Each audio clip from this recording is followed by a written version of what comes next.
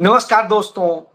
Bharatiya Janata party, Narendra Modi, RSS सबकी नींव जो है, उनकी पूरी इमारत की नींव, उनके पूरे डंके की नींव, सबकी नींव नफरत पर टिकी हुई।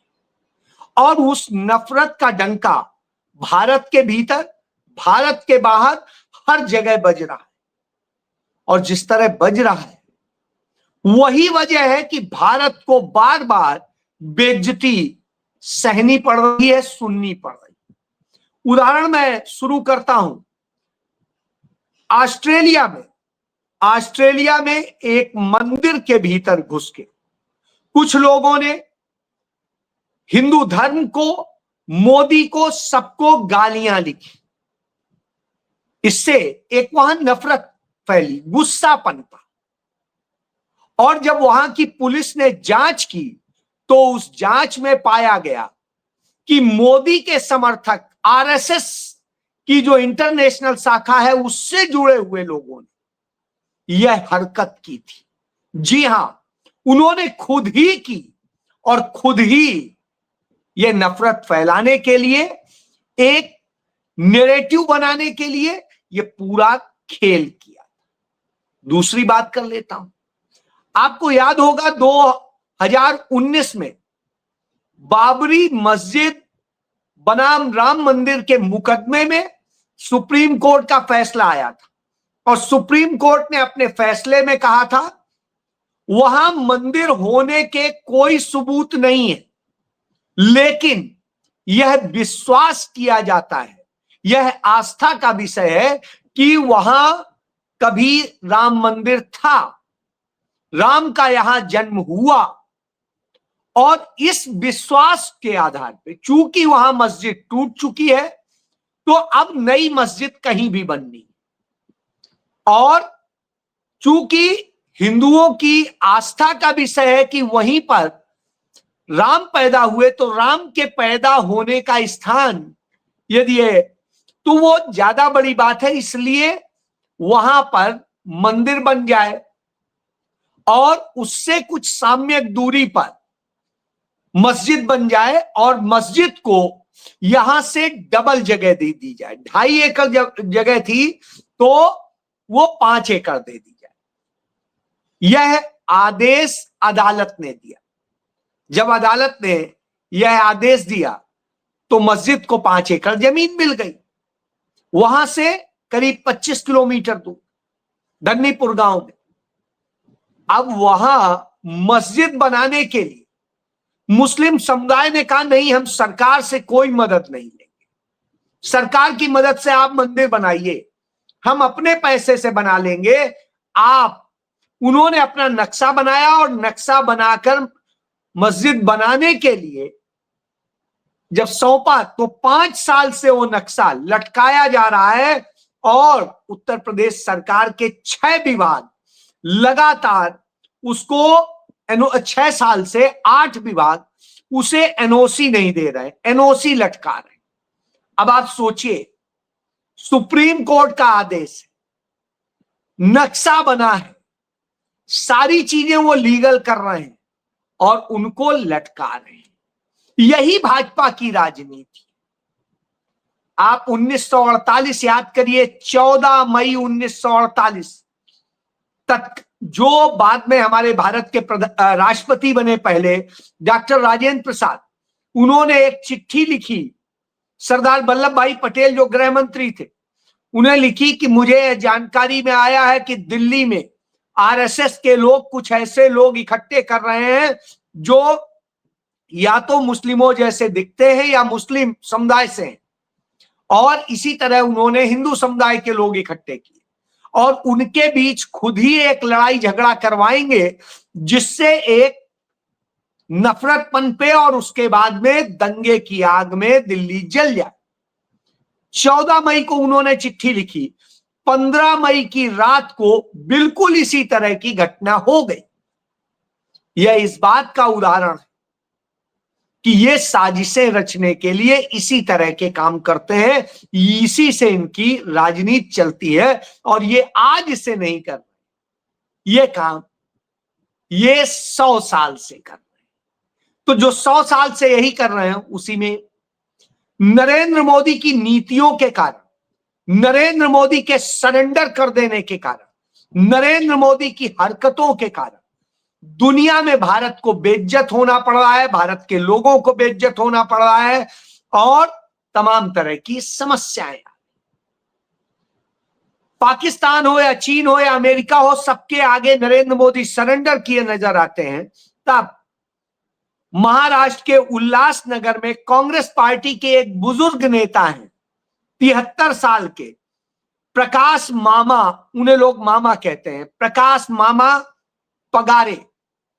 उन 73 साल के बुजुर्ग को भाजपा के कुछ लोगों ने कहा कि चर्चा के लिए मामा बुलाना है। मामा उनके यहां पहुंच गए और मामा ने क्या किया था, जो नरेंद्र मोदी का सरेंडर वाली एक तस्वीर साड़ी में जो है महिला के वेश में किसी ने सोशल मीडिया पे डाली थी, उन्होंने शेयर कर दी थी। इस पर उन्हें बुलाया और उन बुजुर्ग को मुस्टंडों ने, भाजपा के आरएसएस के मुस्टंडों ने वो जबरन उनके ऊपर साड़ी लपेट दी। अब आप सोचिए कितना घिनौनी हरकत है। आप भी उनकी फोटो पे लगा के कर सकते थे, आप किसी कांग्रेस के नेता को कर सकते थे, आप इस पर एफआईआर करा सकते थे, लेकिन किसी बुजुर्ग के साथ इस तरह की हरकत करना कितना गंदा है आप समझ सकते हैं। लेकिन यही तो भाजपा आरएसएस का चरित्र है, यह चरित्र पता चलता है। और मैं आपको बताता हूं, ये डरा कर, धमका कर, खरीद कर, तमाम तरह से, चाहे मुस्लिम समुदाय के लोग हों चाहे दूसरे हों, खरीदने का काम करते हैं। ऐसा ही इन्होंने बॉलीवुड के एक स्टार शाहरुख खान को आज के दिनों में खरीद रखा है। उनका बेटा आपको याद होगा पकड़ा गया था नशे के साथ, लेकिन बाद में तथाकथित जांच में धीरे धीरे धीरे करके उसे बरी कर दिया गया। जब वो बरी हो जाता है साहब, एक एहसान आप देखिए।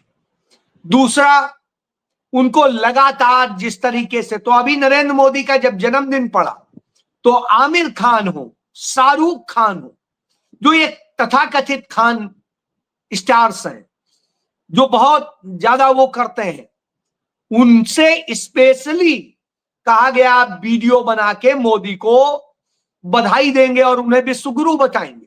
उन्होंने वही बिल्कुल किया और नतीजतन उन्हें पहली बार अपने पूरे फिल्म कैरियर में जो सर्वश्रेष्ठ अभिनेता का राष्ट्रीय फिल्म पुरस्कार दिया गया। और वह पुरस्कार कहने की बजाय अब उसको दूसरी चीज कही जाती है, उसे कहा जाता है रजत कमल, क्योंकि कमल भाजपा का कमल, अब कमल में वो बैठ गए तो रजत कमल हो गए हैं। अब रजत कमल हो गए हो तो आप समझ सकते हैं। तो आज राष्ट्रपति ने उन्हें वो प्रदान कर दिया। अब आप देखिए दो चेहरे, एक तरफ मुसलमानों को गाली देंगे, मुसलमानों को वो करेंगे, उन्हें मुल्जिम बना खड़ा करेंगे, उनकी मस्जिद में अड़ंगे डालेंगे, सब कुछ करेंगे, मस्जिदें तोड़ेंगे, उनके तमाम सारे वो करेंगे। लेकिन जहां मैनिपुलेशन करना है, जहां अपने वोट बैंक को प्रभावित करना है और सब कुछ करना है, वहां इस तरह का खेल करते हैं। वो राष्ट्रवादी हो जाता है जिस दिन इनके साथ आके खड़ा हो, और जब तक इनके साथ नहीं है तब तक वो गद्दार है और सब कुछ जो भी आप चाहें वो कह सकते हैं। तो ये तीन उदाहरण मैंने इसलिए दिए कि इस तरह की स्थितियां हैं, और जब इस तरह की स्थितियां हो तो आप समझ सकते हैं कि भारत को ये ले कहां जा रहे हैं। अब इसी कड़ी में यदि आप पूरे को देखें, आज कुल मिला के सब बलात्कारी इतिहास बना दिया है। भारत को जिस तरीके से इन्होंने लांछित किया है, जिस तरीके से बनाया है, भारत में न धर्म का मायने रह गया न किसी का। यही वजह है कि अमेरिका ने पहले भारत के H1B वीजा पर फीस बढ़ाई थी और उसको लेकर के किया था, जिससे भारत को बड़ा भारी नुकसान हो रहा था, भारत की स्थिति खराब थी। तो अब अमेरिका ने F1 वीजा भी जो होता था, जिससे भी सबसे ज्यादा लाभ भारत को होता था, वह भी नए चार्ज पे आ गया। अब उसमें भी भारी भरकम रकम देनी पड़ेगी, और साहब डॉलर में देनी पड़ेगी। और आपको याद होगा नरेंद्र मोदी कहा करते थे, जब रुपया गिरता है तो प्रधानमंत्री की इज्जत गिरती है। तो आज यह हालत हो गई है, यही नरेंद्र मोदी का सुन भी लीजिए, देखिए।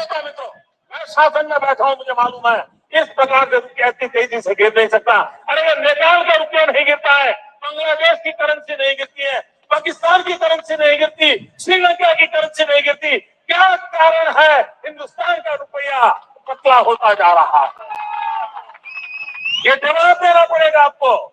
देश आपसे जवाब मांग रहा है कि बच्चों के, अब आप समझ लीजिए, तो जवाब मांग रहा है जब 88 रुपया 76 पैसे का हो गया। अब पूछिए जवाब कौन देगा? दे दीजिए। अब यानी आप सोचिए, 88 रुपया 76 पैसे का डॉलर हो गया, 1 लाख डॉलर पर आपको यह वीजा मिलेगा। अब 1 लाख डॉलर और इसका एक्सचेंज रेट वगैरह सब मिला करके आपको करीब 91 रुपया का पड़ेगा। तो यानी 91 लाख रुपया आप देंगे तब आपको वीजा मिलेगा। सैलरी आपको मिलेगी 50 लाख रुपया, 60 लाख रुपया, 70 लाख रुपया, 80 लाख रुपया, 1 करोड़ रुपया। यानी आप जाएंगे इनको सिर्फ देने के लिए। साल भर मेहनत करके आप इतना करेंगे और साल भर में वीजा के लिए इतना देना पड़ेगा। कल्पना करिए, इसी तरह F1 का भी कर दिया। अब आप, हमारी सरकार कुछ बोले नहीं पा रही। इसका नतीजा देखिए, वीजा फीस बढ़ने से आईटी सेक्टर में भूचाल आ गया। निवेशकों के 1 लाख करोड़ रुपए साफ हो गए, गिर गए बुरी तरह से। टीसीएस का शेयर हो, इंफोसिस का शेयर हो, HCL का शेयर हो, माइंड्री का शेयर हो, विप्रो का हो, टेक महिंद्रा का हो, और जितने शेयर सब ये गिर के आ गए। अब इन सब स्थिति में क्या होगा, कैसे है? तो साहब असर आपको सीधे दिखाई दे रहा है कि भारत का इनके बयान मात्र से इतना बड़ा नुकसान हो गया। और हायर एजुकेशन के लिए जिसके लिए बच्चे वहां जाते थे, वो निश्चित रूप से बुरी स्थिति में आ गए। तो यूएस टैरिफ की बात। अब मैं एक बड़ी बात कहता हूं, उधर यूएस टैरिफ जो बढ़ाया, 50% कर दिया, 25% टैरिफ लगाया और 25% जुर्माना। उसके कारण भारत के अंदर 50 लाख लोगों का रोजगार छिन गया। 50 लाख लोगों का। अब आप सोचिए, रोजगार आप दे नहीं रहे, नौकरियां दे नहीं रहे, छीनने के लिए हर काम करेंगे। तब उसी टैरिफ को लेकर के जब राजनाथ सिंह बात कर रहे होते हैं, कहां से, कि समझौते पैलेडियन से, तो वहां पर कहते हैं, देखिए आप, यानी हमारी सोच और दिल बड़े हैं। इसीलिए हमने जो उन्होंने कहा, एग्जैक्ट सुनिए। रक्षा मंत्री राजनाथ सिंह ने कहा, मोरक्को में भारतीय समुदाय से बातचीत करते हुए कहा कि अमेरिका ने जो डोनाल्ड ट्रंप के कार्यकाल में लगाए गए 50% टैरिफ पर भारत ने प्रतिक्रिया नहीं दी, क्योंकि जिनके दिल और सोच बड़ी होती है वो प्रतिक्रिया नहीं देते। अब आप सोच लीजिए, इतना बड़ा और दिल और सोच है कि भारत के 50 लाख लोगों के रोजगार छिनवा दिए। भारत सरेंडर मुद्रा में आ गया, बार बार वो कर रहा है। असलियत यह है कि आपके अंदर दम नहीं है कि आप उनको जवाब दे सके। प्रतिक्रिया वो देता है जिसके अंदर दम होती है। असल में आप जो कह रहे हैं कि हमारी सोच और दिल बड़े हैं इसलिए नहीं दे रहे हैं, नहीं है, आपकी औकात नहीं है, आपके प्रधानमंत्री की औकात नहीं है, इसलिए नहीं दे रहे हैं। इसका भी उदाहरण आपको दिखा देते हैं कि अमेरिका के जो वाणिज्य मंत्री हैं, उन्होंने जिस तरीके से कहा था उसको आप जान लीजिए। उन्होंने कहा था कि भारत हमारे पास घुटनों पर चल के आएगा और हमसे मांगेगा कि हाँ साहब, कि आइए हमारी अब बात को वो कर लीजिए, और हम स्वीकार करते हैं, अमेरिका की बातें मानते हैं। आज वह स्थिति हमें देखने को मिल रही है, वह भी आप देख लिए। भारत के विदेश मंत्री जयशंकर उसी मार्को रूबियो से जाके मत्था टेक दिए जो उसने कहा था, और जयशंकर रूबियो की चिंता के मामलों में हुई बातचीत आप देख रहे हैं। यही बात उसने कही थी अभी से 1 हफ्ता पहले। कहा था ये भारत आएगा, नाक रगड़ करके हमसे कहेगा, और पहुंच गए। और सिर्फ विदेश मंत्री नहीं गए, पीयूष गोयल भी गए। पीयूष गोयल भी पहुंच गए अमेरिका में। यानी वहां के जो है विदेश मंत्री एस जयशंकर ने सोमवार को अमेरिका के विदेश मंत्री मार्को रूबियो से मुलाकात की। यह मुलाकात न्यूयॉर्क में हुई, और दोनों नेता ऐसे वक्त में मिल रहे हैं जब टैरिफ और वीजे के मसले पर दोनों देशों में बुरी संबंध है।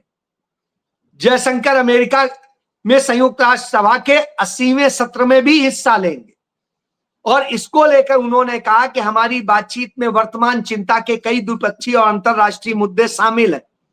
अब आप सोच लीजिए यह स्थिति। उधर पीयूष गोयल ने अमेरिका के दौरे पर है। गोयल ने अपनी अमेरिका समकक्ष के सामने ट्रेड मुद्दे पर चर्चा करेंगे। राहुल गांधी ने आज से क्या कहा था, याद करिए संसद परिषद में। ये नरेंद्र मोदी वही करेगा जाके जो कहेगा ट्रंप, देख लीजिएगा। और आज वो चीज स्पष्ट दिखाई दे रही है कि बिल्कुल वही हो रहा है। तो अब आप समझ लीजिए, स्थितियां देख लीजिए ना, वही हो रहा है। ये सरेंडर है। तो जो कांग्रेस कार्यकर्ता मामा ने, जो बुजुर्ग मामा ने जो बात शेयर की, वो कहीं गलत नहीं शेयर। मैं खुद उसको मानता हूं कि नरेंद्र मोदी जिस स्थिति में है, ये भारत के लिए शर्मनाक है कि ऐसा व्यक्ति भारत का प्रधानमंत्री है, जो हर जगह सरेंडर किए रहते। लेकिन साहब बोलेगा कौन? तो इसमें बोलने का हमें इतिहास में, नेपाल में भी जेनजी है, उसने जिस तरीके से वहां की सरकार बदली और कहा भ्रष्टाचार और दूसरी चीजों को लेकर के सबक सिखा दिया सरकार। इसके पहले आप बांग्लादेश हो, श्रीलंका हो, दूसरे और कंट्रीज हो, वहां हो। अब फिलीपींस में वही हो रहा है। और ये देखिए 50,000 वहां के जेनजी सड़कों पर उतर आए और नेताओं के भ्रष्टाचार को लेकर के उन्होंने पूरा विरोध किया है। अब आप सोच लीजिए, जिस तरीके से वो बातें उठा रहे हैं, मुद्दे उठा रहे हैं, वही मुद्दे हैं जो भारत के अंदर है। उसमें क्या है? टैक्स का पैसा जो है लोगों का, वो नेताओं की अय्यासियों में जा रहा है। टैक्स का पैसा जो वहां के बाढ़ पीड़ितों को मिलना चाहिए था, उस पर न खर्च हुआ, बल्कि उसने विलासिता में उड़ा दिया गया। ये आप पढ़ लीजिए। और यही हो रहा है पंजाब में, हिमाचल में, उत्तराखंड में, जम्मू कश्मीर में बाढ़ आई, पैसा नरेंद्र मोदी और भाजपा की सरकार ने अपनी विलासिता में वो किया और कुछ नहीं। और जो घोस्ट फाइलों के जरिए 76,000 करोड़ के निर्माण की फाइलें, आपने देखा बिहार में 70,000 करोड़ रुपया गायब हो गया, पता ही नहीं चल रहा है वो पैसा कहां गया, उसका कोई वही नहीं मिल रहा। तो यह इस बात का सबूत है कि आखिर क्या हो। इसीलिए राहुल गांधी कहते हैं कि वोट चोरी और बेरोजगारी एक दूसरे से जुड़े हुए हैं, अन्याय बर्दाश्त नहीं किया जाना चाहिए। युवा और हम मिल करके भाजपा से इसकी लड़ाई लड़ेंगे, क्योंकि युवाओं का रोजगार और युवाओं के वोट चोरी करके उनके हक मारने का काम भाजपा सरकार कर रही है। तो यह देखिए आप, राहुल गांधी इस बात को कहते हैं और इस समस्या को केंद्रित करते हैं। तब मुझे आता है, मैंने खुद अब से 7 साल पहले, आज ही के दिन सितंबर का महीना था, तारीख भी दिखा देता हूं, 23 सितंबर 2018, तब मैंने इस पे लिखा था, घोर अंधकार में डूबता देश का भविष्य। ये आप देख, और उस समय मैंने ये सारी चीजें बताई थी। उस समय मैं ITV नेटवर्क का प्रधान संपादक था और उस समय मैंने ये लिखा था, और लिखा था कि किस तरह से बर्बादी में जा रहा है। 2018 में सितंबर महीने में 23 सितंबर मैं यही बार बार कह रहा हूं, इस देश को बर्बादी में ढकेला जा रहा है। सालों साल से वह सच बता रहा हूं जो आपके सामने आ रहा है। राहुल गांधी ने सच बताया, हमने सच बताया था, लिखा था, बोला था, लेकिन साहब आप नहीं समझेंगे। आप तो कहीं और बाप दादों के पैसे से एंजॉय कर लेंगे, बेच के एंजॉय कर लेंगे, कर्ज उठा के एंजॉय कर लेंगे, लेकिन यह भविष्य नहीं, यह भविष्य खराब करता है। तो नरेंद्र मोदी ने इस देश का भविष्य खत्म कर दिया है। जी हां, यही सच। जय